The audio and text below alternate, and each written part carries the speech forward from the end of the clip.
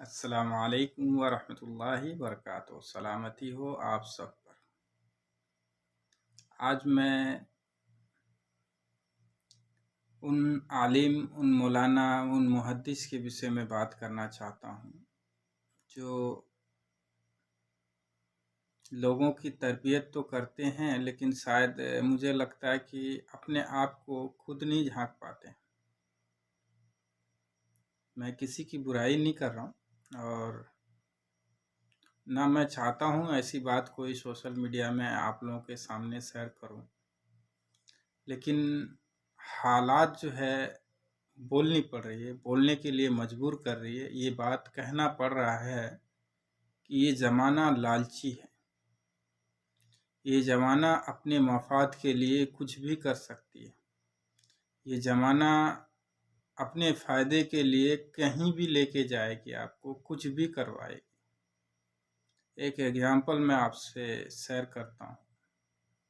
Suppose کیجئے کہیں بھی کسی بھی جگہ آپ جلسہ کرواتے ہیں، بڑے بڑے عالموں کو، بڑے بڑے محدث کو آپ دعوت دیتے ہیں، آپ ان کو بلاتے ہیں، تو پہلے دام دور طے کرتے ہیں کہ میں جاؤں گا، اتنا دیر کا پروگرام کروں گا، اتنا میں آپ سے لوں گا، اور ہمارے آنے جانے کا خرچہ وہ آپ دیں گے، کھانا پینا، آنا جانا، رہنا سہنا، وہ ساری ویوستھا پہلے ہی سیر کر لیتے ہیں۔ اب یہ بتائیے وہ کیا کرتے ہیں؟ وہاں پہ رشتہ داری کرنے کے لیے جاتے ہیں۔ آج کے دور میں ہمارے قوم مسلم میں بڑی اچھی وبھاگ چل گئی، جس کی جتنی ڈگری اتنا بڑا دہیج۔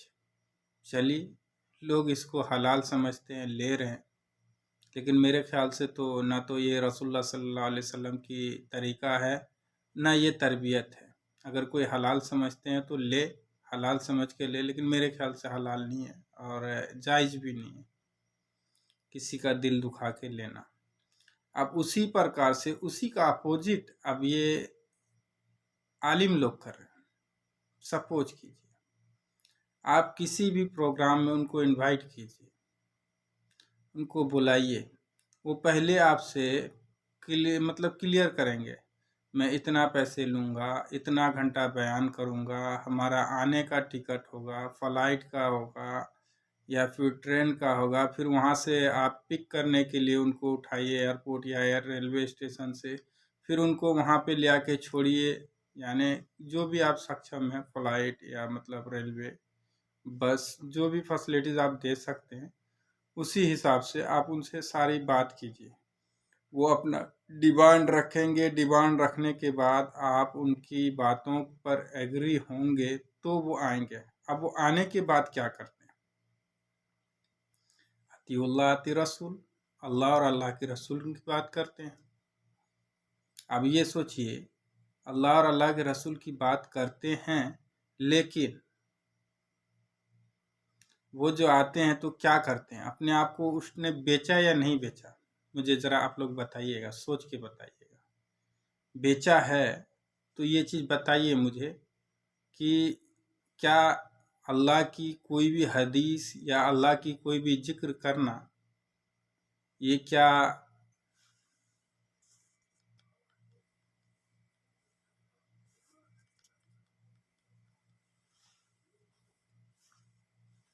بتائیے کہ اللہ کی ذکر اذکار میں کہاں پہ پیسہ خرچ ہوتا ہے؟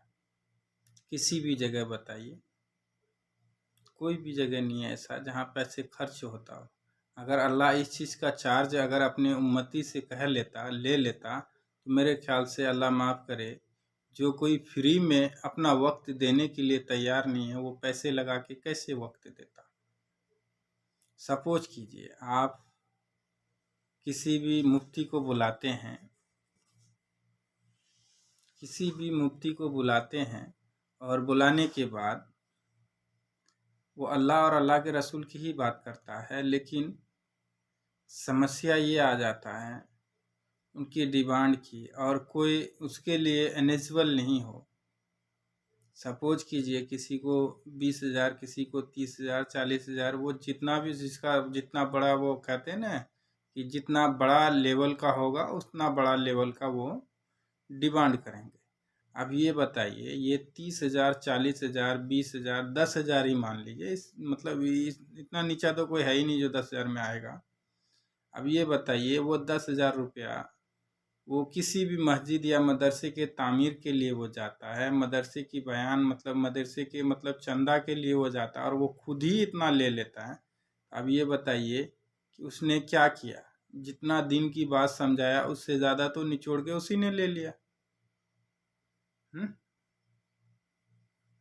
نہ تو پیسے لے ہی لیا نا وہ، اگر وہی پیسے میں سے اگر وہ مدرسے میں دے دے، مسجد میں دے دے، تو میں سمجھوں گا کہ یہ لالچی نہیں ہے۔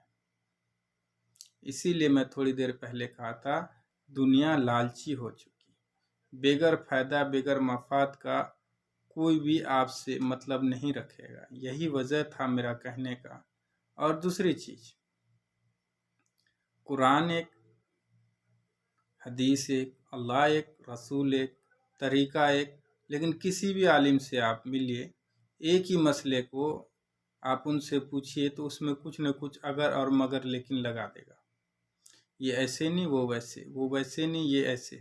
ارے میرے بھائی، مطلب کچھ سمجھتے ہیں آپ؟ کچھ بھی بتانے سے پہلے سوچتے ہیں میں کیا بول رہا ہوں، اس سے لوگوں کو اثر کیا ہوگی؟ کہاں ہے قرآن و حدیث کو بیچ کے کھانے کا طریقہ؟ کہاں پہ ہے بتائیے؟ ہے کہیں پہ؟